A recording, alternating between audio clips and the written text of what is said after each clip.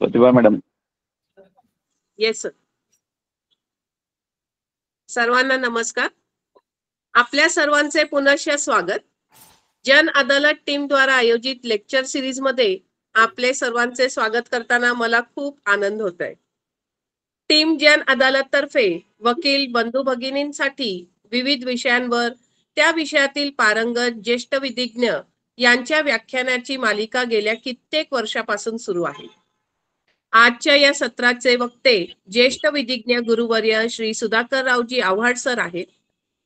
जन अदालत टीमचे संस्थापक व अध्यक्ष ॲडव्होकेट श्री सागरजी निवसे सरांच्या विनंतीस मान देऊन आव्हाड सरांनी याआधी भारतीय साक्ष अधिनियम 2023 वर 2 लेक्चर्स दिले आहेत, ज्यांचे विषय म्हणजे general principles of law of evidence आणि इलेक्ट्रॉनिक एव्हिडन्स असे होते.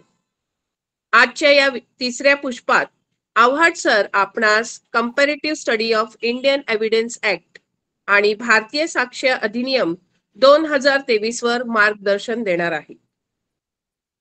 गुरुवर्य आव्हाड सरांचा परिचय देणे म्हणजे सूर्यास दिवा दाखवणेच होय. आव्हाड सरांचा गेल्या 47 वर्षापासून वकिली व्यवसायात ते आहेत. सरांनी अनेक गुणवंत वकील व जजेसना घडवले आहेत. आव्हाड सरांची खासियत म्हणजे कठीण किचकट वाटणाऱ्या कायद्याचे विवेचन ते अगदी साध्या सोप्या भाषेत करतात. असे आमचे गुरुवर्य ज्येष्ठ विधिज्ञ ॲडव्होकेट श्री सुधाकररावजी आव्हाड सरांचा कायद्याचे भीष्म पितामह म्हणजे काय वावगे ठरणार नाही. टीम जन अदालत तर्फे मी ॲडव्होकेट प्रतिभा पंडित गुरुवर्य ॲडव्होकेट श्री सुधाकररावजी आव्हाड सरांचे मनपूर्वक स्वागत करते व सरांच्या या सत्राची सुरुवात करण्यास विनंती करते. धन्यवाद sir. Over to you sir. नमस्कार मित्रांनो. जन अदालत संस्थेने याआधी मला भारतीय साक्ष अधिनियम 2023 या विषयावर व्याख्यानासाठी बोलवलेलं होतं. तेव्हाच सागरजी निवसे यांच्या चर्चेप्रमाणे या विषयाचे 3 भाग करावेत असं ठरलं. कारण प्रामुख्यानं नवोदित वकिलांना या कायद्यातील क्लिष्टता एकाच व्याख्यानामध्ये किंवा तासदीड तासामध्ये समजण्यापेक्षा आपण ती विविध भागात विभागूया असं त्यांचं म्हणणं होतं. त्याप्रमाणे आपण आधी general principles of law of evidence पाहिलं. नंतर आपण जो कायद्याचा मुख्य गाभा होता की ज्या कारणास्तव हा कायदा बदलावा लागला, ज्यासाठी माननीय सर्वोच्च न्यायालयाने अर्जुन खोतकर वर्सेस कैलास गोरंट्याल या केसमध्ये सांगितलं होतं की या कायद्यात बदल होणं आवश्यक आहे. अशा अनेक कारणास्तव हा कायदा शेवटी बदलला आणि हा भारतीय साक्ष अधिनियम 2023 अंमलात आला. त्यापैकी 2 भाग आपण पाहिलेले आहेत. सागरजी यांच्या म्हणण्याप्रमाणे आणि सांगण्याप्रमाणे आज आपण तिसरा भाग बघणार आहोत. तो म्हणजे इंडियन एव्हिडन्स ऍक्ट 1872 आणि भारतीय साक्ष अधिनियम 2023 याची तुलनात्मक अभ्यास. नेमका काय बदल झाला? आपण अभ्यास करताना नवीन एव्हिडन्स ऍक्ट वाचत असताना बऱ्याचदा आपल्याला जाणवणार नाही नेमका काय बदल झालेला आहे. पण खरंच फार मोठा बदल झाला आहे काय? मित्रांनो, जर का आपण या नवीन कायद्यामध्ये आणि जुन्या कायद्यामध्ये तुलनात्मक अभ्यास करून पाहिलं तर काहीही फारसा विशेष बदल नाही. मोजके एक 10-12 कलम किंवा सेक्शन्स बदललेले आहेत. मला असं वाटतं की आपण या 10-12 कलमावरती आपण लक्ष केंद्रित केलं पाहिजे किंवा करूया. त्यापैकी जर का ते बदल आपल्याला पाहिजे असतील तर पहिल्यांदा काय बदललं ह्या कायद्यानं? तर नाव बदललं. मग काय बदललं? तर प्रिॲम्बल बदललं. मग काय बदललं? तर statement of objects and reasons मध्ये ती कारणं बदलली. मग काय बदललं? मोठा बदल झाला तो कलम 1 मध्ये झाला. त्यानंतर काय बदल झाला?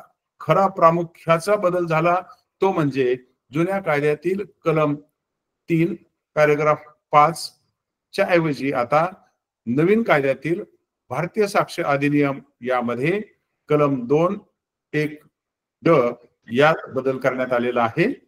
त्याचप्रमाणे जुन्या कायद्यातील सेक्शन 6 मध्ये आता बदल करण्यात आलेला आहे आणि त्याला आता रिनंबर करून 4 नंबर दिलेला आहे. जुन्या कायद्यामध्ये सेक्शन 24 ते 28 पर्यंत या विविध तरतुदीमध्ये कन्फेशन नावाचा कन्सेप्ट दिलेला होता. त्या कन्फेशन मध्ये आता बदल करण्यात येऊन त्याची व्याख्या बदललेली आहे आणि कलम 22 मध्ये आता त्याच्यात जो बदल केला आहे, कोर्शन शब्द घातला आहे, तोही आज आपण बघणार आहोत. त्यानंतर 6वा बदल जर पाहायचा असेल तर 6वा बदल आहे कलम 30 मध्ये आणि त्याच्यात जॉईंट ट्रायल असेल आणि जर का वन ऑफ द ऑफेंडर्स तो जर का फरारी झालेला असेल, ऍब्स्कॉन्डिंग असेल किंवा प्रोक्लेमेशनचा तो कंप्लायन्स करत नसेल तर त्याचा काय इफेक्ट होईल तेही आपल्याला सांगितलेलं आहे. नंतर 7वा बदल आहे तो म्हणजे मूळ कायद्यामध्ये 1872च्या कायद्यामध्ये कलम 45 मध्ये एक्सपर्टच्या विषयी सांगितलेलं होतं. कोणत्या कारणास्तव एक्सपर्ट बोलवता येईल, एक्सपर्ट विटनेस बोलवता येईल याची व्याख्या दिलेली होती, ती आता बदललेली आहे आणि आता ती सर्वंकष किंवा एक्झॉस्टिव्ह करण्यात आलेली आहे. 8वा बदल आहे तो म्हणजे कलम 57 मध्ये आपल्याला माहिती आहे जुना जो नियम होता त्याच्यात बदल केलाय आणि आता त्याच्याऐवजी 52 आणि 52 आणलेला आहे. जुना 57 बदलला, आता 52 आणि 52 आणलेला आहे. नंतर जुन्या कायद्यातील कलम 62 हा प्रायमरी एव्हिडन्स संबंधाने होता. व्हॉट इज प्रायमरी एव्हिडन्स यात सांगितलेलं होतं. आता त्याच्या खाली एक्सप्लेनेशन 4 ते 7 ऍड केलेले आहेत आणि डिजिटल आणि इलेक्ट्रॉनिक गोष्ट आता प्रायमरी एव्हिडन्स मध्ये आणलेली आहे. तसंच जुन्या कायद्यामध्ये 9व्यांदा जी सेकंडरी एव्हिडन्सची व्याख्या होती ती आता बदललेली आहे आणि त्याच्याऐवजी सेक्शन 58 आलेलं आहे आणि त्याच्यामध्ये आणखी एक्सप्लेनेशन 6, 7 आणि 8 ओरल ऍडमिशन्स, रिटर्न ऍडमिशन्स आणि त्या संबंधाच्या स्किल्ड माणसाची जबानी हे ऍड केलेले आहेत. 10वा बदल म्हणजे जुन्या कायद्यामध्ये कलम 65 आणि 65 होतं, त्याच्याऐवजी नवीन कायद्यामध्ये कलम 61, 62 आणि 63 अशी कलम आता घालण्यात आलेली आहेत. पुढचा बदल म्हणजे इस्टोपेलच्या डॉक्ट्रिन मध्ये कलम 116च्या ऐवजी आता 122 मध्ये एक वेगळा बदल करण्यात आलेला आहे. 133 मध्ये जुन्या 133 मध्ये अकम्प्लिश संबंधाने लिहिलेलं होतं, आता त्याच्याऐवजी 138 सेक्शन घालण्यात आलेला आहे आणि तिथेही एक मोठा बदल घालण्यात आलेला आहे. जुन्या कायद्यामध्ये कलम 162 होता, त्याच्याऐवजी आता कलम 165 करण्यात आलेला आहे आणि तिथेही प्रेसिडेंट आणि त्याच्यामध्ये सुद्धा प्रेसिडेंट आणि काउन्सिल ऑफ मिनिस्टर्स किंवा मिनिस्टर्स यांच्या दरम्यान झालेला कोणताही व्यवहार किंवा कम्युनिकेशन हे कोणत्याही भारतातल्या कोर्टात आणता येणार नाही असं सांगण्यात आलेलं आहे. आणि मित्रांनो, सगळ्यात शेवटचा सेक्शन म्हणजे 170 हा या कायद्याचा रिपील नंतरची प्रोव्हिजन असताना जुन्या खटल्याचं किंवा ह्या कायद्याचं ऍप्लिकेशन आणि नवीन खटल्यांना कसं आणि केव्हापासून लागू होईल याची ती विश्लेषण करत असतो. अशा रीतीनं मित्रांनो, फक्त हातावरच्या 10 बोटांच्या मध्ये ही सगळी गोष्ट आपल्याला सांगता येण्यासारखी आहे. तर सुरुवात करूया की आजच्या ह्या आपल्या चर्चेला, व्याख्यानाला, आणि त्याच्यातून आपण सुरुवात करू नेमकं काय या कायद्याने बदललंय आणि काय बदल झाला. खरं तर मुख्य बदल मित्रांनो मी पुढे सांगणार आहे किंवा ही टेक्निकल गोष्टी संपल्या की सांगणार आहे. जुन्या कायद्यामध्ये भाग 2 होता, पार्ट 2, आणि त्या पार्ट 2 मध्ये प्रूफ संबंधाने लिहिलेलं होतं. आता त्याच्याऐवजी पार्ट 3 आलेला आहे. नवीन कायद्याच्या पार्ट 3 मध्ये प्रूफ विषयी लिहिलेलं आहे. त्यामध्ये नेमका काय बदल झालेला आहे हेही आपण बघूया. विशेष करून जुन्या आणि नवीन कायद्यामध्ये डॉक्युमेंटच्या व्याख्येमध्ये डॉक्युमेंटच्या संबंधाने, डॉक्युमेंटरी प्रूफ संबंधाने बदल करण्यात आलेले आहेत. हे सगळं करण्याचं कारण म्हणजे ज्या आता टेक्नॉलॉजिकल जी डेव्हलपमेंट झालेली आहे, ही टेक्नॉलॉजिकल डेव्हलपमेंट पुराव्याच्या कायद्यामध्ये आणण्याचं काम केलेलं आहे आणि त्या संबंधाने बदल केलेले आहेत. या अनुषंगानं मित्रांनो आज आपण आपल्या विषयाकडे सुरुवात करूया. पहिला मुद्दा आहे की या संपूर्ण प्रक्रियेमध्ये या कायद्याचं जे स्टेटमेंट ऑफ ऑब्जेक्शन रिझल्ट आहे मित्रांनो, त्याचा जर का आपण अभ्यास केला तर भारतीय संसदेने अत्यंत संशोधन करून त्याच्यावरती अभ्यास करून त्याच्यामध्ये हे बदल केलेत. जर का आपण स्टेटमेंट ऑफ ऑब्जेक्शन रिझन जर वाचलं तर त्याच्यात लिहिलंय की भारतामध्ये किंवा जगभर आता जो विशेषत्वानं ट्रिमेंडस टेक्नॉलॉजिकल डेव्हलपमेंट आणि बदल होत चाललेला आहे, त्यासाठी आपल्या कायद्यात सुद्धा बदल केला पाहिजे. नाहीतरी आपल्याला ज्युरिस बेंथम सांगतोच आहे की law is for the society and not society for the law, and when the law fails to accommodate the needs of the society, law should be changed. एकीकडे समाज व्यवस्था बदलते, समाजाच्या गरजा बदलतात आणि या बदललेल्या गरजा भागवण्यासाठी त्याची काळजी घेण्यासाठी कायदाही बदलला पाहिजे. आणि या भूमिकेतून हा कायदा बदललेला आहे. त्या मागच्याच आपण पाहिलं, दुसऱ्या व्याख्यानात आपण असं पाहिलं की या कायद्याच्या नेचर संबंधानं जी संदिग्धता होती, जी अँबिग्युटी होती, त्या संबंधाने जी विविध प्रकारे चर्चा न्यायालयात आणि वकिलांच्या मध्ये व्हायची, की हा कायदा सबस्टंटिव्ह आहे का प्रोसिजरल आहे, ते आपण मागच्याच पाहिलं. ते आपण एक वाक्यात सांगूया की आता या कायद्यानेच सांगून टाकले स्टेटमेंट ऑफ ऑब्जेक्शन रिझन्स मध्ये की हा कायदा ऍडजेक्टिव्ह स्वरूपाचा आहे. हा प्युअरली सबस्टंटिव्ह नाही आणि प्युअरली प्रोसिजरलही नाही. हा कायदा 2023 चा कायदा हा भागशः प्रोसिजरल आहे आणि भागशः सबस्टंटिव्ह आहे. म्हणजे या कायद्यान्वये नागरिकांच्या दरम्यान हक्क आणि जबाबदाऱ्याही निर्माण केलेल्या आहेत आणि त्या संबंधाने प्रोसिजर पण सांगितलेली आहे. अशा प्रकारचं या कायद्याचं कंपोजिट स्वरूप आहे. ह्याचं आपल्याला सुरुवात करायची. आता या कायद्याचं प्रिअम्बल आपण प्रथम पाहूया. कोणीतरी विचारेल की सर आपण आता आम्ही वकील झालोय, 5-7 वर्ष झाले, कशाला इतक्या मागे परत जायचं प्रिअम्बल कडे? ते आम्ही LLB असताना शिकलो. मित्रांनो, सर्वोच्च न्यायालयाच्या समोर एका केसमध्ये सर्वोच्च न्यायालयाने सांगितलंय आणि विशेष करून केशवानंद भारतीमध्ये तर फार प्रकर्षाने सांगितलंय की preamble to the constitution and preamble to any law is key to open the minds of the law makers. भारताची राज्यघटना तसेच प्रत्येक कायद्याचं प्रिअम्बल हे कायदा करणाऱ्यांची मानसिकता समजून घेण्यासाठी उपयोगी पडतं. म्हणजे थोडक्यात या कायद्याचं विश्लेषण करायचं झालं तर आपल्याला घडोघडी प्रिअम्बल कामाला येणार आहे. कसं ते तुम्हाला मी सांगतो. आधी कायद्याचं प्रिअम्बल काय होतं? 1872च्या कायद्याचं प्रिअम्बल काय होतं? An act to consolidate, to define and to amend the law of evidence or law as to evidence. म्हणजे जुना कायद्याचं प्रिअम्बल 3-fold होतं आणि त्या 3-fold पैकी, त्या ट्रिपल टेस्ट पैकी पहिली होती टू कन्सॉलिडेट. भारतात असलेले विविध पुराव्याच्या कायद्याची तत्व एकत्र आणली, कन्सॉलिडेट. टू डिफाईन म्हणजे नव्यानं तयार करणे. काही पुराव्याचा कायदा आम्ही नव्यानं तयार केला आणि टू अमेंड आहे त्याच्यामध्ये बदल केला. एवढंच आधीच्या पुराव्याच्या कायद्याचं प्रिअम्बल होतं. आता 2023 साली हा जो भारतीय संसदेने भारतीय साक्ष अधिनियम हा कायदा आणलेला आहे, जर का आपण त्याचं प्रिअम्बल वाचलं तर मित्रांनो ते फार बोलकं आहे आणि ते का करावं लागलं हेही तुम्हाला सांगणार आहे. ते असं म्हणतंय, an act to consolidate and to provide for general rules and principles of evidence for fair trial. ही गोष्ट आपल्या पुराव्याच्या कायद्यामध्ये सुमारे 125 वर्षानंतर प्रथमच आलेली आहे. आणि ती काय सांगते? टू कन्सॉलिडेट आलं, ते आपल्याला समजलं. कन्सॉलिडेट म्हणजे एकत्र करणे. विविध प्रिन्सिपल्स, पुराव्याच्या कायद्याची विविध तत्व आम्ही आता एकत्र आणलेली आहेत, एवढं आपल्याला समजलं. मात्र हा कायदा आणखी काही सांगू इच्छितो आणि तो असं म्हणतो की to provide for general rules and principles of evidence for fair trial. म्हणजे आपण मित्रांनो समजावून घेतलं पाहिजे की या कायद्याला आणखी काहीतरी वेगळं अपेक्षित आहे की आपल्याला आता इथून पुढे फेअर ट्रायल पाहिजे. आधीही होती, पण आता हा कायदा म्हणतो की आपल्याला फेअर ट्रायल पाहिजे आणि त्या फेअर ट्रायलसाठी आता आम्हाला जनरल प्रिन्सिपल्स तयार करायचे आहेत किंवा त्यासाठीची प्रिन्सिपल्स प्रोव्हाइड करायचे आहेत. मुद्दा असा उपस्थित होतो, काय असते फेअर ट्रायल आणि हे कुठून आलं ही फेअर ट्रायलची गोष्ट.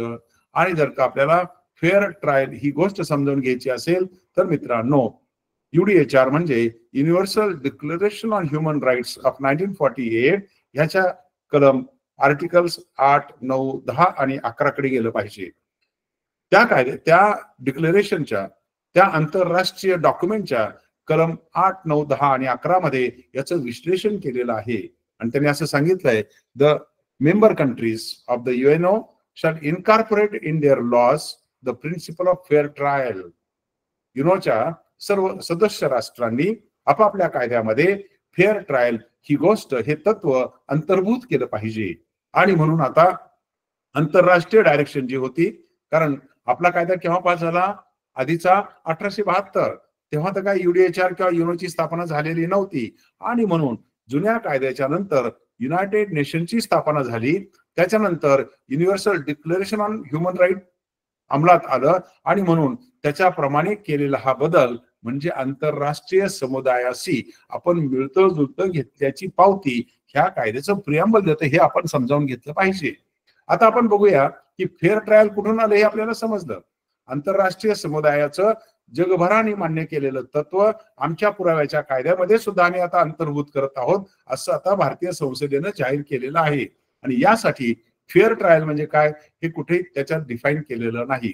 मात्र जर का आपण ऍडमिनिस्ट्रेटिव्ह लॉचं जर का विश्लेषण पाहिलं, जर का क्रिमिनल ज्युरिस्प्रुडन्सचं विश्लेषण केलं, तर आपल्याला फेअर ट्रायल म्हणजे काय दिसून येतं. फेअर ट्रायल म्हणजे काय असतं, तर सर्व किंवा दोन्ही पक्षांना योग्य ती संधी दिली पाहिजे. आणि इथे शब्द वापरले असतात, अपॉर्च्युनिटी ऑफ हिअरिंग और proper opportunity of hearing. That word proper relates to sufficient. नेहमी आपण म्हणतो proper hearing should be given. What is proper hearing again is a question, and that word proper is to be explained in the light of its sufficiency. अशी दिलेली संधी ही पुरेशी असली पाहिजे.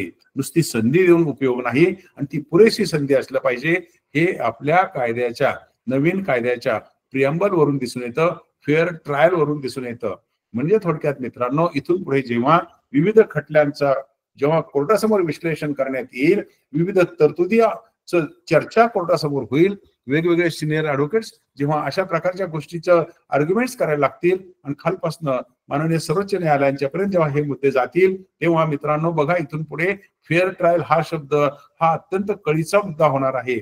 बहुतेक ज्येष्ठ वकिलांची इथून पुढची कोर्टासमोरची आर्ग्युमेंट्स ही याच मुद्द्यावर असतील की या गोष्टीतनं फेअर ट्रायलकडे आम्हाला जायचंय. म्हणजे थोडक्यात फेअर ट्रायल हा शब्द आंतरराष्ट्रीय समुदायाशी मिळता जुळता घेतला, तो घटनेशी मिळता जुळता आहे. इथून पुढचं सगळ्या कायद्याचं किंवा ह्या कायद्याचं विश्लेषण या शब्दाशी निगडीत राहणार आहे. हे झालं आपली opening of this today session. आता आपल्याला पुढचं बघायचंय आणखी काय बदल झाला.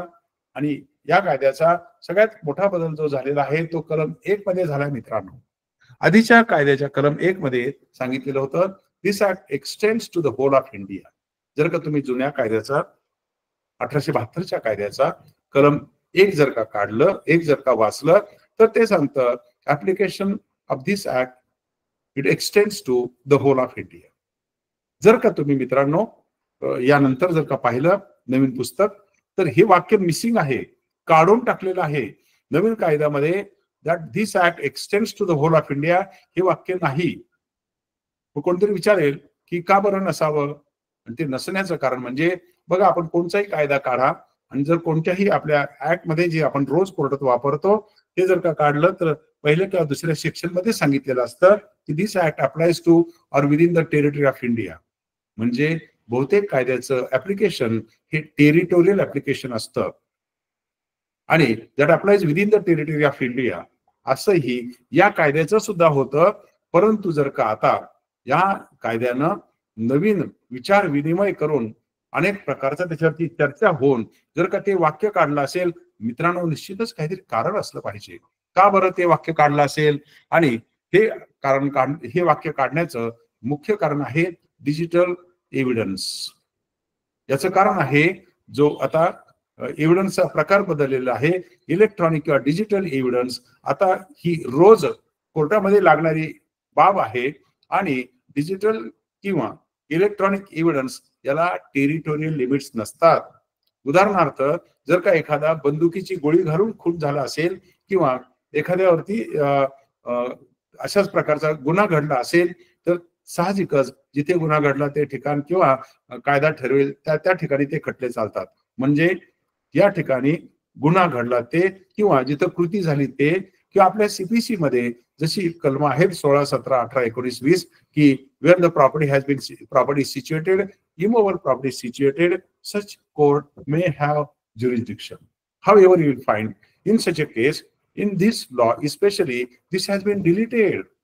The reason for the deletion is simply, का बरं हे काढलं असेल? It is simply now because of the territorial, because of the digital evidence, because of the electronic evidence, the barriers of territorial jurisdiction, they have vanished. मित्रांनो, मागच्याच मी सांगितलं असेल, आता कितीतरी गुन्हे असे आहेत की आपण जर का फोनबुक उघडलं तर रोज आपल्याला विविध देशातून फोन आलेले असतात आणि तिथून आपले इलेक्ट्रॉनिकली पैसे लोकांचे पळवले जातात किंवा त्याच्यावरती चोरी केली जाते. आपल्याला माहिती आहे, पुण्यातल्या कॉस्मॉस बँकेचं मागच्याच मी उदाहरण दिलं होतं. कॉस्मॉस बँकेवरती दरोडा पडला तर तो चोरी करणारा चोर हा थायलंडमध्ये किंवा परदेशात बसलेला होता. म्हणजे थोडक्यात आता इथून पुढे अशा प्रकारच्या केसेससाठी जिथे एव्हिडन्स ऍक्ट लावायचा आहे त्यासाठी आता हे टेरिटोरियल किंवा हे देशाच्या सीमेची बंधनं याला काहीही अर्थ राहणार नाही आणि त्याला ट्रान्स बाउंड्री इफेक्ट मिळालेला आहे. आणि म्हणून कलम 1 मध्ये ही गोष्ट होती की फक्त टेरिटोरियल किंवा आपल्या बाउंड्रीमध्ये या कायद्याचं ऍप्लिकेशन असेल ते आता काढून टाकण्यात आलेलं आहे. Naturally it has trans boundary effect. आपण नंतर बघणार आहोत की या कायद्याचं जे ऍप्लिकेशन आहे मित्रांनो ते सेक्शन 52 नवीन कायद्याच्या 52A मध्ये सुद्धा सांगितलेलं आहे आणि त्या कायद्याच्या 52A मध्ये आपण पुढे बघणार आहोत. त्याचा खुलासा आलेला आहे. त्या सेक्शन 52A मध्ये court shall take judicial notice of certain facts. Court shall take judicial notice of certain facts हे आधीच्या जुन्या कायद्याच्या कलम 57 मध्ये होतं, आपल्याला माहिती आहे. आपण पुन्हा बघणार आहोत. आता त्यांनी असं सांगून टाकलंय, the court shall take notice of application of any law including such a law having extra territorial application. म्हणजे मित्रांनो आता फक्त सेक्शन 1 मधून काढलेलं ते वाक्य लक्षात घ्यायचं नाही, तर सेक्शन 1 मधून काढलेलं ते एक वाक्य आणि 52A हे जर का आपण एकत्र वाचले तर आता दोघांचा अर्थ असा होतो की this law has transboundary effect and it has extra territorial application. आता कुठलाही पुरावा भारतात वापरता येईल आणि ह्या कायद्याला भारताबाहेर पण ऍप्लिकेशन असू शकेल. This is the consequence in respect of deletion of the word. It extends to the whole of India. म्हणजे आपल्याला छोटी वाटणारी एक वाक्याची गोष्ट जर का सेक्शन 1 मधून काढून टाकली आणि आपण जर का सेक्शन 52A बरोबर का ती वाचली तर मग कळून येतं की का बरं संसदेनं विचारपूर्वक असं केलं असेल. आणि आता इलेक्ट्रॉनिक किंवा डिजिटल एव्हिडन्सचं स्वरूप पाहता, त्याची व्याप्ती पाहता, आता त्याचा देशाबाहेरचाही परिणाम पाहता आता स्पष्टपणे सांगण्यात आलेलं आहे की it has extra territorial application. मित्रांनो, त्यानंतर तो पुन्हा सेक्शन 1 आणि आधीच्या सेक्शन 1 मध्ये या कायद्याची ऍप्लिकेबिलिटी सांगितलेली होती. त्यांनी सांगितलं होतं this applies to all judicial proceedings, courts including court martials other than court martials convened under Army Act, the Naval Discipline Act, the Indian Navy Discipline Act and the Air Force Act, etc. आता हे सगळं काढून टाकलंय आणि त्याच्या जे म्हणलंय this is applicable to all judicial proceedings in or before any court including court martials. आधीची जी वेगवेगळ्या कायद्याच्या कारणात जी क्लिष्टता होती ती क्लिष्टता आता काढून टाकलेली आहे आणि त्याच्याऐवजी आता फार सोपं सुटसुटीत सांगितलेलं आहे की this is applicable in respect of all judicial proceeding in or before any court including court martials. म्हणजे आता ती संदिग्धता आता त्यांनी शिल्लक ठेवलेली नाही. त्यानंतरचा पुढचा भाग होता मित्रांनो की आधीही होतं आणि आताही आहे, त्याच्यात फारसा बदल झालेला नाही. आधी असं होतं की सेक्शन 1 मध्ये and this act has no application to affidavits and arbitral proceedings. या विषयावर आपण मागच्या वेळेस विश्लेषण केलेलं आहे. मागच्या वेळेस आपण 2002 साली CPC मध्ये आलेली अमेंडमेंट पण वाचलेली आहे आणि आता हा कायदा लिमिटेड स्वरूपात ऍफिडेव्हिट्सला सुद्धा कसा लागतो, कारण आपण आता कोर्टामध्ये एक्झामिनेशन इन चीफचं ऍफिडेव्हिट देत असतो आणि म्हणून हा कायदा आता लिमिटेड स्वरूपामध्ये ऍफिडेव्हिट्सला पण कसा लागतो हे आपण मागच्या वेळेस पाहिलेलं आहे. मात्र ते मागचं डिस्कशन आणि आता सेक्शन 1 संबंधनाचं शेवटची ओळ म्हणून आपण असं पाहूया की हा कायदा, पुराव्याचा कायदा हा 2 ठिकाणी लागत नाही. एक तर तो ऍफिडेव्हिट्सला लागत नाही आणि दुसरं म्हणजे आर्बिट्रल प्रोसिडिंगला लागत नाही. आर्बिट्रेशन मध्ये स्पष्ट उल्लेख केलेला असतो, CPC, evidence act etcetera, they have no application unless the rules of evidence may be decided by the parties themselves.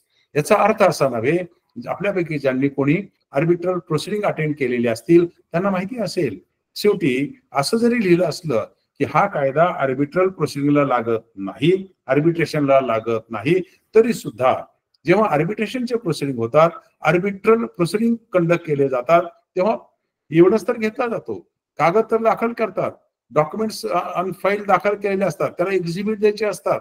एवढंच नव्हे तर त्यासाठी ओरल एव्हिडन्स पण घेतला जातो आणि ओरल एव्हिडन्स मध्ये पुन्हा एक्झामिनेशन अँड क्रॉस एक्झामिनेशन असते. मग जर का एका बाजूला असा पुरावा तर घ्यायचा असतो आणि आपण तर सांगून ठेवतो की हा भारतीय पुराव्याचा कायदा किंवा भारतीय साक्ष अधिनियम हा आर्बिट्रल प्रोसिडिंगला लागत नाही, मग या 2 गोष्टीचा आपण कसं समेट घडवायचा, how to reconcile these 2 concepts. आणि त्यासाठी आपल्याला असं म्हणावं लागेल की जरीही हा पुराव्याचा कायदा किंवा भारतीय साक्ष नियम आताचा हा आर्बिट्रल प्रोसिडिंगला लागत नसला तरी सुद्धा त्या कायद्यात लिहिलंय, आर्बिट्रेशनच्या कायद्यात लिहिलंय, the arbitration and conciliation act of 1996 specifically provides it is open for the parties to decide and to frame the rules and the procedure for the evidence to be recorded before the tribunal. म्हणजे थोडक्यात या बाबतीत आता the Arbitration and Conciliation Act prevails over this law, that being a special law and this being a general law. These are the provisions, especially in respect of Section 1. However, major change, rather heart of the change of this entire law is to be found regarding document. Rather, this was the reason why at all the Honorable Supreme Court and Justice Nariman has said in case of Arjun Khotkar versus Kailash Gorental that the law has to be changed. Reasons for the change in the law, it starts from the difficulty as to meaning of the term document, and hence this basic change has been now effected with explanation. And this change previously was in Section 3, paragraph 5. ही जी डॉक्युमेंटची व्याख्या आहे मित्रांनो, ही पूर्वी कलम 3 त्याचा सब paragraph 5 मध्ये सांगितलेली होती. आणि कलम 3 सब पॅराग्राफ 5 काय सांगत होता? Document means any matter express or described upon its substance by means of letters, figures or marks or in more of such means which is recorded for the purpose of which may be used for the purpose of or which is intended to be used for the purpose of recording of that matter. म्हणजे थोडक्यात कोणतेही matter कशावरती जरी लिहिलं असेल आणि जर का ते लेटर्स, फिगर्स, मार्क्स याच्या माध्यमातून लिहिलं असेल तर त्याला आपण डॉक्युमेंट असं म्हणत होतो. पण मधल्या काळामध्ये टेक्नॉलॉजिकल डेव्हलपमेंटमुळे ही जी कलम 3 पॅराग्राफ 5 मध्ये डॉक्युमेंटची व्याख्या दिलेली होती ती पुरेशी नव्हती. हे सर्वोच्च न्यायालयाच्याही लक्षात आलं, हे संसदेच्याही लक्षात आलं आणि वकिलांच्या आणि जजेसच्या तर लक्षात येतच होतं. आणि म्हणून ही व्याख्या नवीन कायद्यात बदलण्यात आली. त्याच्याऐवजी नवीन कायद्यामध्ये कलम 2(1)(ड) ऍड करण्यात आला. नवीन कायद्यामध्ये ओरिजिनल जी डॉक्युमेंटची व्याख्या होती त्याच्याऐवजी कलम 2(1)(ड) ऍड करण्यात आला आणि आता डॉक्युमेंटची व्याख्या बदललेली आहे. ते असं म्हणतं की definition is changed. Document means any matter expressed or described or otherwise recorded. आधी काय होतं? Any matter expressed or described. आता काय झालं? Any matter expressed or described or recorded. म्हणजे एक शब्द ऍड केला, otherwise recorded upon any substance by means of letters, figures, marks or any other means or by more than one of those means intended to be used or which may be used for the purpose of recording of that matter and includes electronic and digital records. हा आपल्या डेफिनेशनचा अर्धाच part आहे. तो part असं म्हणतो काय बदल केले? आधी काय होतं? Any matter express or described expressed or describe. आता हे दोन शब्द इलेक्ट्रॉनिक एव्हिडन्सच्या बाबतीत कमी पडायला लागले आणि म्हणून आता काय झालं तर अदरवाईज रेकॉर्डेड. अदरवाईज रेकॉर्डेड हा शब्द नवीन घातलाय. This is regarding mode or method express, describe or recorded. आणि आधी काय होतं, letters, figures or marks, letters, figures or mark. मात्र ह्या बदलत्या परिस्थितीमुळे, टेक्नॉलॉजिकल डेव्हलपमेंटमुळे हे शब्द कमी पडत होते आणि म्हणून शब्द घातला by any other means, recorded by any other means. आज आपण हे पाहत आहोत, माहिती नाही आर्टिफिशियल इंटेलिजन्सच्या माध्यमातून उद्या काय काय घडणार आहे. आणि जर का असं घडायला लागलं तर आत्ताच पुढची 100 वर्ष कायदा बदलायला लागू नये म्हणून इथे शब्द घातला लेटर्स, फिगर्स ऑर मार्क्स. हे आधी होतं, त्याच्याऐवजी होल्ड ऑल जनरल शब्द घातला any other means or any other means or more than such means which is used intended to be used, which may be used for the purpose of recording of that matter. म्हणजे थोडक्यात तीनच शब्द बदलले, otherwise, recorded and other means. आणि काय add केलं पुढे, हे बदल झाले आणि ऍड काय केलं, and includes electronic and digital records. आता हे इलेक्ट्रॉनिक अँड डिजिटल रेकॉर्ड्स ह्या सगळ्या ज्या व्याख्या आहेत ह्या IT ऍक्ट 2000 मध्ये सांगितलेल्या आहेत. आणि म्हणून डॉक्युमेंटच्या व्याख्येमध्ये आता इथून पुढे इलेक्ट्रॉनिक आणि डिजिटल रेकॉर्ड सुद्धा इन्क्लूड केलेला आहे. याच्या अनुषंगानं खाली एक इलस्ट्रेशन घालण्यात आलेलं आहे. डॉक्युमेंटच्या याच्यामध्ये खाली इलस्ट्रेशन घालण्यात आलेले आहे. आधी काय बरं, आपल्याकडे 5 इलस्ट्रेशन्स होते. आधी इलस्ट्रेशन्स होते रायटिंग, प्रिंटिंग, लिथोग्राफी, फोटोग्राफी, अशा प्रकारचे 5 इलस्ट्रेशन दिलेले होते. आता एक 6वं इलस्ट्रेशन घातलेलं आहे.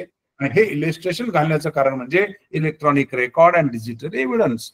काय 6वं इलस्ट्रेशन घातलंय, 6वं मित्रांनो इलस्ट्रेशन असं म्हणतं, an electronic record on emails, server logs, documents on computer, laptop or smartphones, messages, websites, locational evidence or voicemail message stored on digital devices are documents. बघा, नवीन कायद्यामध्ये आता डॉक्युमेंटची व्याख्या केवढ्यानं बदलली. म्हणजे आता इथून पुढे ईमेल, सर्व्हर लॉग्स, कॉम्प्युटरचा प्रिंट आउट, लॅपटॉप मध्ये असलेलं तुमचं इलेक्ट्रॉनिक एव्हिडन्स, स्मार्टफोन मध्ये घेतलेले फोटोग्राफ्स, नंतर मेसेजेस, वेबसाइट्स, लोकेशनल एव्हिडन्स म्हणजे आपण जसं कोण कुठे जातो हे आपण ते शोधतो त्याप्रमाणे, आणि stored in digital device or documents.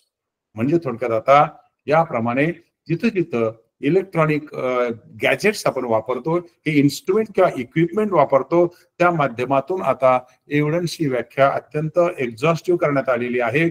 म्हणजे आधीचा सेक्शन 3 पॅराग्राफ 5 याच्यामध्ये आपण आता नवीन कायद्यातील कलम 2(1)(ड) मध्ये हे जे 4 बदल केलेले आहेत. काय बदल केले, or otherwise recorded, or other means, आणि शेवटी and includes electronic and digital records. ह्या गोष्टीनं आता मूलभूत बदल मित्रांनो आपण त्यात करून घेतलेले आहेत. आता पुढे काही छोटेसे बदल आहेत, त्याच्याकडे आपण फार लक्ष द्यायची गरज नाही. आपण आज महत्वाचे बदल बघणार आहोत. मात्र आधीच्या कायद्यामध्ये कलम 6 होतं, त्या कलमाचं आता सेक्शन 4 असं रिनंबरिंग झालेलं आहे.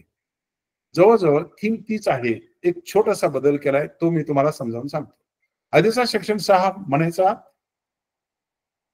Facts which though not in issue but which are so connected with the fact in issue as to form part of the same transaction are relevant whether they occurred at the same time, place and at different time and places.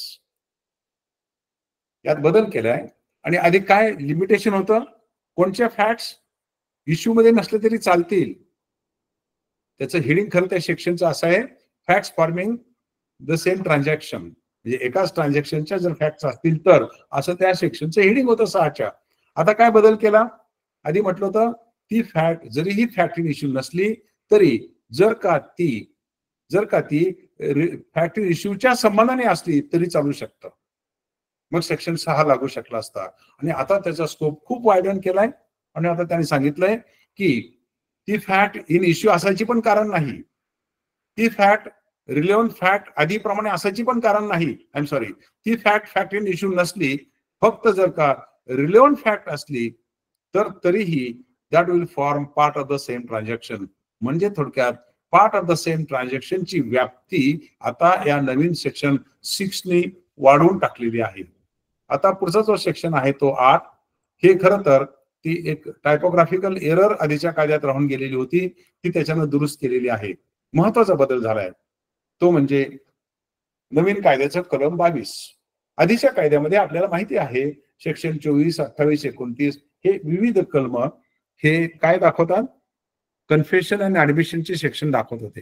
Confession and admissions section 24 पासून section 31 पर्यंत आपण पाहत होतो admissions and confessions. आता या कायद्यातल्या section 24, 28 आणि 29 मध्ये पैकी सेक्शन 24 मध्ये कन्फेशन संबंधाने भाष्य केलेलं होतं. काय होतं कन्फेशन?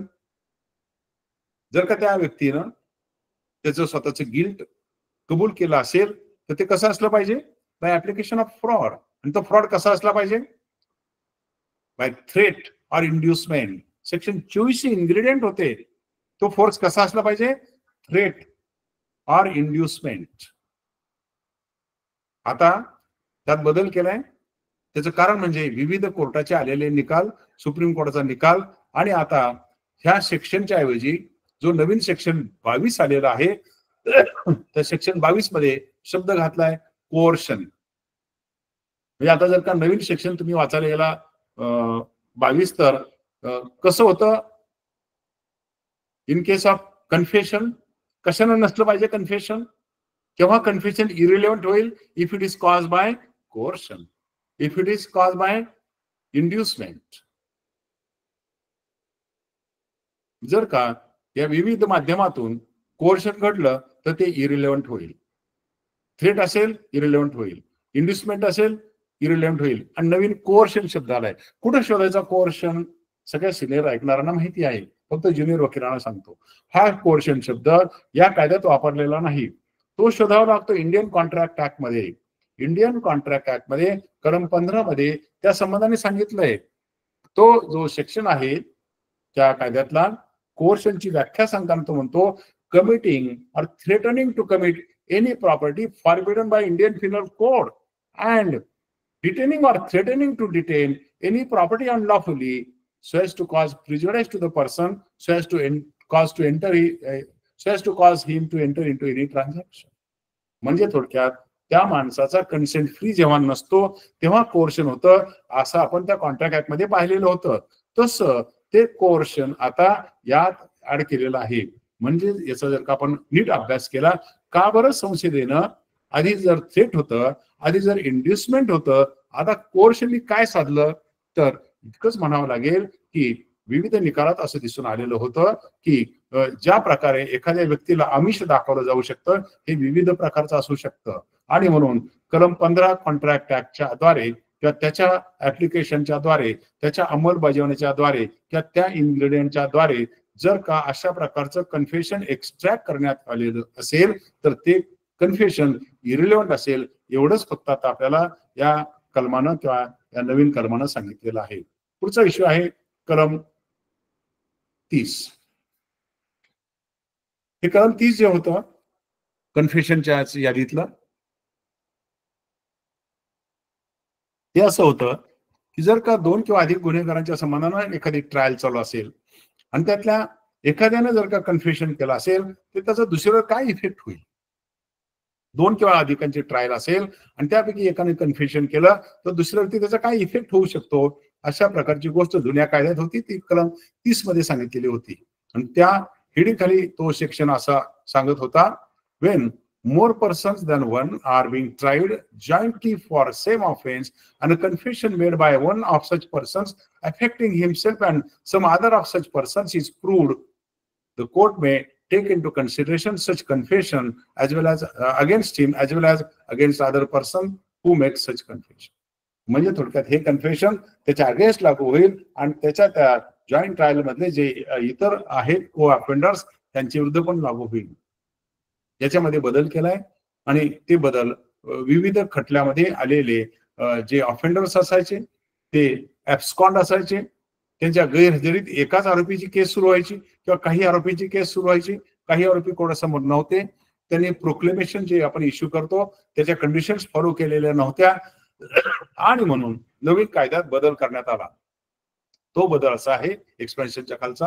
तो असं म्हणतो, if at a trial of more persons than one held in the absence of the accused who has absconded or who fails to comply with a proclamation issued under section 84 of BNSS 2023 shall be deemed to be a joint trial for the purpose of this section.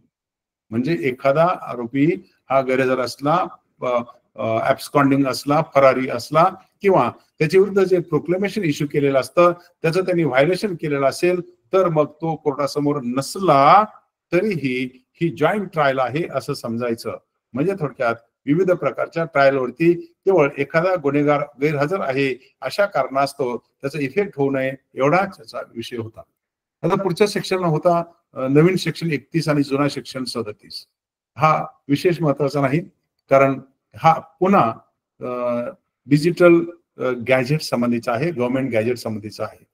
त्याच्या पुढचाही section आहे तोही फारसा महत्वाचा नाही, तो आहे जुने section संबंधाने electronic आणि डिजिटल एव्हिडन्सच्या संबंधाने आहे. तो झालेला बदल फक्त तिथे अमेंडमेंटने घातलेला आहे. महत्वाचा बदल आला आणि तो महत्वाचा बदल मित्रांनो आहे तो म्हणजे जुन्या कायद्यातील कलम 45. जर का आपण जुन्या कायद्यातील कलम 45 जर का पाहायचं ठरवलं तर आपल्याला माहिती आहे जुन्या कायद्यातल्या कलम 45 ते कलम 51 मध्ये काय सांगितलेलं होतं, एक्सपर्ट एव्हिडन्स. कोण असतं एक्सपर्ट, त्याला केव्हा बोलवायचं, त्याचे काय काय ग्राउंड्स असतील, हे सगळे आपल्याला ह्या विविध कलमामध्ये सांगितलं होतं. त्यापैकी जुन्या कायद्याच्या कलम 45 मध्ये आपल्याला हे सांगितलेलं होतं की एक्सपर्ट केव्हा बोलवता येतो, कोणाला एक्सपर्ट म्हणायचं. आणि त्याच्यात असं लिहिलेलं होतं, when the court has to form an opinion as to a point in foreign law or as to science or as to art or as to handwriting or finger impressions. या 5 गोष्टी संबंधाने जर का कोर्टाला आपलं मत बनवायचं असेल किंवा त्याच्यावरती काही त्यांना भाष्य करायचं असेल, then a person especially skilled in such a field may be called as an expert. त्या क्षेत्रामध्ये जो तज्ञ आहे त्याला आपल्याला एक्सपर्ट म्हणून बोलवता येतं. कोणते 5 गोष्टी सांगितल्या होत्या? when the court has to decide or court has to form an opinion as to a point in foreign law, not Indian law. Secondly, art, science, handwriting or finger impressions. Then opinion of a person specially skilled in that is relevant. त्याला म्हणायचं expert. पण ह्या बदलत्या कारणास्तव विशेषत्वाने technological डेव्हलपमेंटच्या कारणास्तव या डिजिटल किंवा इलेक्ट्रॉनिक एव्हिडन्सच्या कारणास्तव याची व्याप्ती मित्रांनो वाढत चालली आणि म्हणून त्या कलम 45 मध्ये कायमचा बदल करण्यात आला.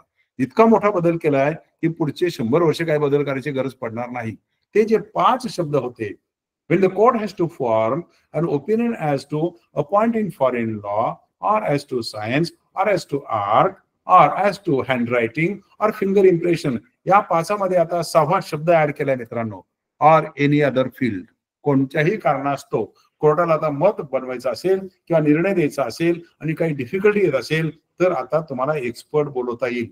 That is how any other field is a very wider term use by the parliament in now section 39 of the act which replaces or substitute original section 45.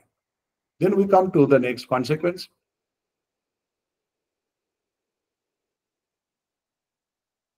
This just now I have explained to you. आधीच्या कायद्याचा section 57 होता. आधीच्या कायद्याचा section 57 काय सांगायचा? जुन्या कायद्यामध्ये मित्रांनो पार्ट 2 होता. सेक्शन 5 ते 55 होते ना, ते रिलेव्हन्सीचे होते.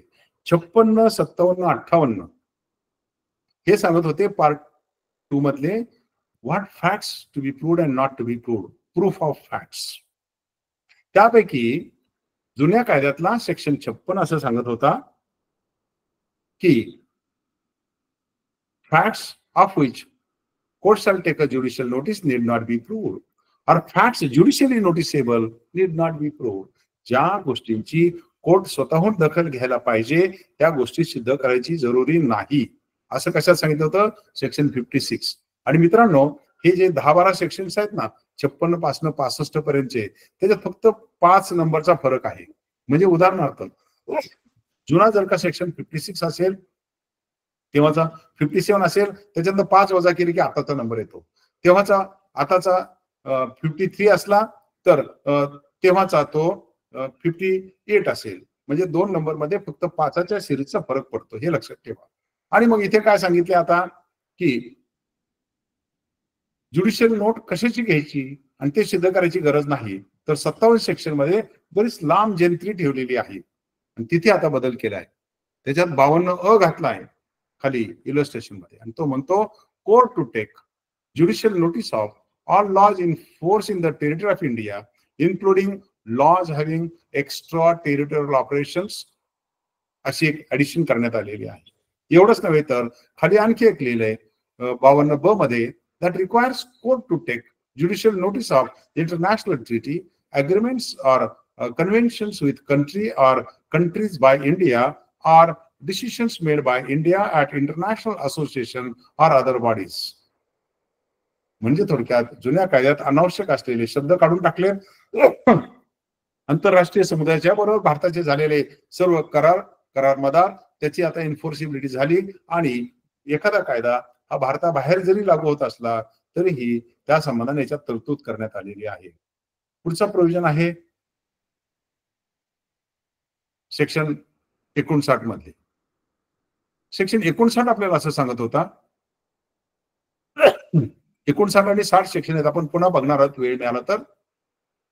59 आणि 60 सेक्शन असे सांगत होते, all fact except the contents of the document may be proved by oral evidence.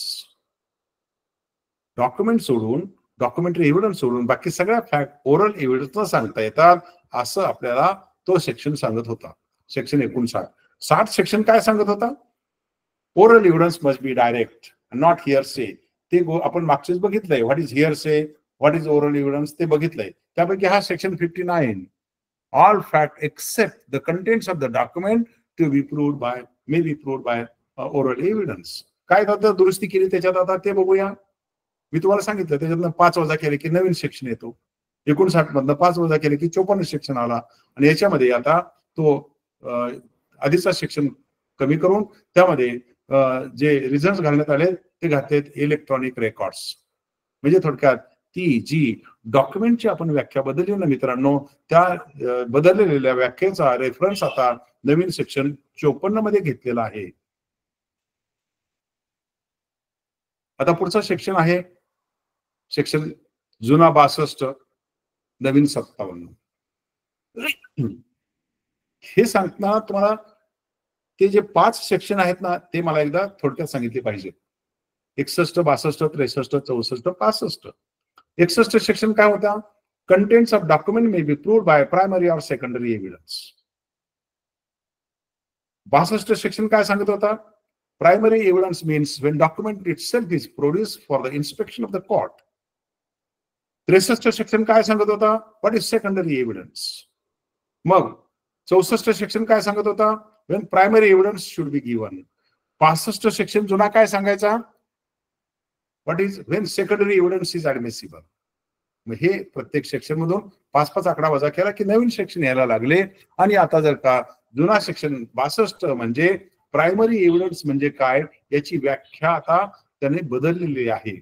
मुख्य व्याख्या तशीच आहे, थोडा बदल केलाय. आणि आता नवीन सेक्शन 57 मध्ये एक्सप्लेनेशन 4 आणि 7 घातलेत. जर का तुम्ही बारकाईनं नवीन एक्सप्लेनेशन 4 आणि 7 जर का वाचले तर दिसून येईल. एक्सप्लेनेशन 4 काय म्हणतं? Where an electronic or digital record is created or stored and such storage occurs simultaneously or sequentially in a multiple files, each file is primary.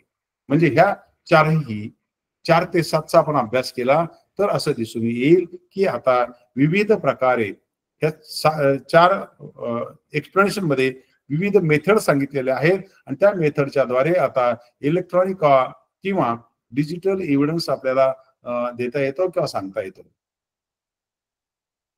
आणि आता जर का आपण पुढे गेलो आणि जर का आपण सेक्शन 63 कडे आलो, हा सेक्शन 63 म्हणजे नवीन कायद्यातला सेक्शन 58.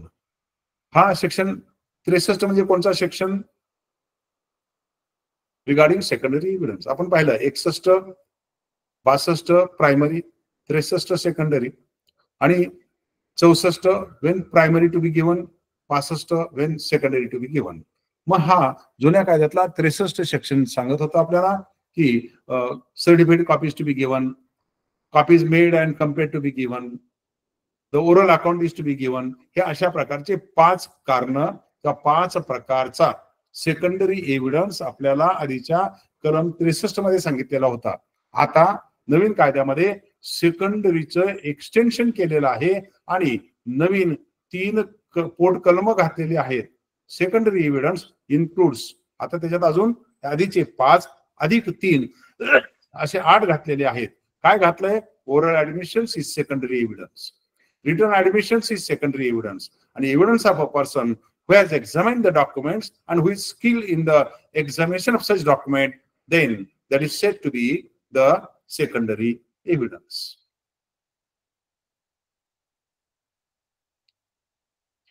हा जो सेक्शन होता तो आपण ऑलरेडी मित्रांनो पाहिलाय. नवीन कायद्यातला आता 61, 62 आणि 63 सेक्शन याच्यावरती आपलं पूर्ण लेक्चर झालेलं होतं आणि त्याचा खरं उद्देश असा होता, नथिंग इन द अधिनियम shall apply to deny the admissibility of an electronic or digital record in the evidence on the ground that it is an electronic or digital record, and such record shall, subject to section 63, have the same legal effect, validity and enforceability as other documents. जर का आपल्याला 61, 62 आणि 63 या 3 सेक्शनचा नवीन सेक्शनचा अभ्यास करायचा झाला तर आपल्याला इतकंच म्हणावं लागेल की हे 3 सेक्शन असं सांगतात की इलेक्ट्रॉनिक किंवा डिजिटल रेकॉर्ड हे केवळ डिजिटल आहेत म्हणून नाकारता येणार नाहीत. त्यांना नेहमीच्या डॉक्युमेंट किंवा ऑर्थोडॉक्स किंवा कन्व्हेन्शनल डॉक्युमेंटच्या एवढीच व्हॅल्यू किंवा त्याचं असेसमेंट असू शकते. बाकीचे जे एक्सप्लेनेशन आहेत ते कमी महत्वाचे आहेत, ते इलेक्ट्रॉनिक गॅजेटच्या संबंधाचे आहेत. आणि मग येतं त्यानंतर महत्वाची गोष्ट ती म्हणजे जुन्या कायद्यातला सेक्शन 116. मित्रांनो, जुन्या कायद्यातला सेक्शन 116 सांगायचा किंवा जुन्या कायद्यातला सेक्शन 115, 116 आणि 117 काय सांगायचे? दे वर रिगार्डिंग इस्टॉपेल डॉक्ट्रिन. इस्टॉपेल म्हणजे काय 115 मध्ये सांगितलंय. 116 आणि 117 मध्ये जुन्या कायद्याच्या काय सांगितलेलं होतं तर कोणत्या बाबतीत इस्टॉपेल असतं आणि त्यापैकी one of the estoppel was in respect of landlord and tenant, licensor and licensee, or in respect of bailor and bailee and so on. आता ते जे लँडलॉर्ड अँड टेनंटचं इस्टॉपेल होतं त्याचा खुलासा केलाय आणि ते काय होतं estoppel? That provided that no tenant of immovable property or a person claiming through such tenant shall during the continuance of the tenancy be permitted to deny that the landlord of such tenant had at the time of beginning of the tenancy a title to such immobile property. एक वाक्यात त्याचा effect सांगतो पुढे जातो. जुन्या कायद्याप्रमाणे त्या 116 section प्रमाणे जर का एखाद्या लँडलॉर्डने एखाद्या टेनंटला इंडक केला असेल, त्या प्रिमाइसेस मध्ये आणला असेल, तर हा ज्या लँडलॉर्डचा टेनंट म्हणून आत आलाय तो उद्या फिरून असं नाही म्हणू शकणार की माझ्या ह्या लँडलॉर्डला टेनन्सी क्रिएट करण्याचा अधिकारच नव्हता. पण शब्द होते during the continuance of the tenancy. जोपर्यंत तो टेनंट आहे तोपर्यंत असं म्हणायचं नाही. म्हणायला लागलं की कायदा त्याचं 116 सेक्शन प्रमाणे तोंड बंद करायचा. आता तसं नाही. आता त्याची व्याप्ती वाढवली. काय म्हटलं आता? No tenant of immovable property or person claiming through such tenant shall during the continuance of the tenancy or वाढवले मित्रांनो or any time thereafter be permitted to deny. आता ते डिनायल त्याचं तोंड बंद करण्याची प्रक्रिया फक्त टेनंट असेपर्यंत नाही, त्याची व्याप्ती वाढवली आणि त्याची टेनन्सी संपली तर त्यानंतर सुद्धा काही खटला सुरू झाला तर तेव्हा सुद्धा त्याला म्हणता येणार नाही की माझ्या त्या लँडलॉर्डला टेनन्सी क्रिएट करण्याचा अधिकार नव्हता, असं नंतरही म्हणता येणार नाही. म्हणजे थोडक्यात या इस्टॉपेलची व्याप्ती वाढवली आणि तो सेक्शन रिनंबर झाला आणि त्याला आम्ही आता सेक्शन 122 दिलेला आहे. आता पुढचा सेक्शन येतो तो म्हणजे जुन्या कायद्यातला 133 आणि नवीन कायद्यातला सेक्शन 138. जुन्या कायद्यातला सेक्शन 133 कशा संबंधाने आहे तर नवीन कायद्यातला सेक्शन 138 कशा संबंधाने आहे? अकम्प्लिश. अकम्प्लिश आपल्याला माहिती आहे, अकम्प्लिशची व्याख्या कुठेच दिलेली नाही या कायद्यात. अकम्प्लिश म्हणजे माफीचा साक्षीदार. Accomplice means participates क्रिमिनलिस.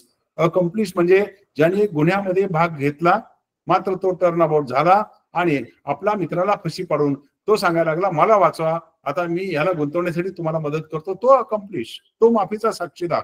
असा माफीचा साक्षीदार काय स्वरूपाचा असतो तर त्याचं स्वरूप जुन्या कायद्याच्या कलम 114 मध्ये सांगितलेलं आहे. तिथं खाली म्हटलेलं आहे प्रिझम्पशनच्या खाली. त्या 114 हा जो सेक्शन आहे तो प्रिझम्पशनचा होता जुन्या कायद्यातला, आणि त्याच्या खालचं इलस्ट्रेशन होतं आणि ते सांगत होतं that an accomplice is unworthy of credit unless corroborated in material particulars. त्या सेक्शननी जजेसला सांगून टाकलं होतं बघा अकम्प्लिश हा जो माफीचा साक्षीदार तुमच्या समोर येईल ना, अजिबात भरोसा ठेवू नका. He is unworthy of credit unless corroborated in material particulars. जोपर्यंत त्याच्या म्हणण्यापृष्ठ्यर्थ आणखी पुरावा येत नाही तोपर्यंत डोंट बिलीव्ह इन हिम. अशा प्रकारची तरतूद 114 मध्ये सांगितलेली होती. आणि मग त्याचा करॉलरी, त्याचा पुढचा भाग अकम्प्लिशच्या पुढच्या 133 मध्ये सांगितलेला होता. 133 सेक्शन असं सांगतो जुन्या कायद्यातला, an accomplish is a competent witness and conviction is not illegal merely because it proceeds on the uncorroborated testimony of an accomplish. जुन्या कायद्यामध्ये सेक्शन 114 आणि सेक्शन 133 होते. एकीकडे 114 सांगायचा हा बेभरवशाचा आहे, विश्वास ठेवू नका, आणखी सपोर्टिंग पुरावा आल्याशिवाय याला उभं करू नका. दिस वॉज 114. आणि 133 काय सांगत होता? 133 सेक्शन असं सांगत होता की तो सक्षम आहे आणि त्यासाठी करॉबरेशनची जरुरी नाही, शिक्षा देण्यासाठी करॉबरेशनची जरुरी नाही, असं जुना सेक्शन सांगत होता. अनेक निर्णयाचा आधार घेऊन आता संसदेने हे बदललेलं आहे आणि सेक्शन 133 आता रिनंबर्ड ॲज सेक्शन 138 असं सांगतो की an accomplice is a competent witness. ते वाक्य तसंच ठेवलंय. पुढचं वाक्य आहे and conviction is not illegal merely because it proceeds on corroborated testimony of an accomplish. काय बदललं? merely because शब्द काढून टाकला, uncorroborated च्या मधला अन काढून टाकला आणि आता corroborated ठेवलाय. सगळे जर का सेक्शन एकत्र वाचले, 114 वाचला, जुना सेक्शन वाचला, नवीन सेक्शन वाचला, फक्त अर्थ एवढाच निघतो की आता अकम्प्लिश हा सक्षम साक्षीदार आहे केव्हा जर का त्याच्या टेस्टिमनीला, त्याच्या साक्षी पुराव्याला आणखी स्वतंत्र साक्षी पुराव्याची जोड मिळाली तर मग मात्र तो सक्षम असू शकतो. मग पुढचा शेवटचा मुद्दा येतो की 162 सेक्शन. जुन्या कायद्यातला 162 सेक्शन, नवीन कायद्यातला 165 सेक्शन. नवीन सेक्शन असं म्हणतो no court shall require any communication between the minister and the president of India to be produced before it. आता ह्या कायद्यानं ऍब्सोल्यूट इम्युनिटी आणून टाकली की मंत्री महोदय आणि राष्ट्रपतींच्या दरम्यान कोणताही पत्रव्यवहार किंवा कोणतंही कम्युनिकेशन झालेलं असेल तर ते प्रोड्यूस करण्यासाठी सांगता येणार नाही, ते कोर्टासमोर आणता येणार नाही. There is absolute immunity granted now by section 165 of the new act. And then comes, friends, to conclude today's session is section 170. आधीचा जो कायदा होता त्याच्यात सेक्शन 1 ते 167 होते. आताचा जो कायदा आहे त्याच्यात कलम 1 ते 170 आहेत.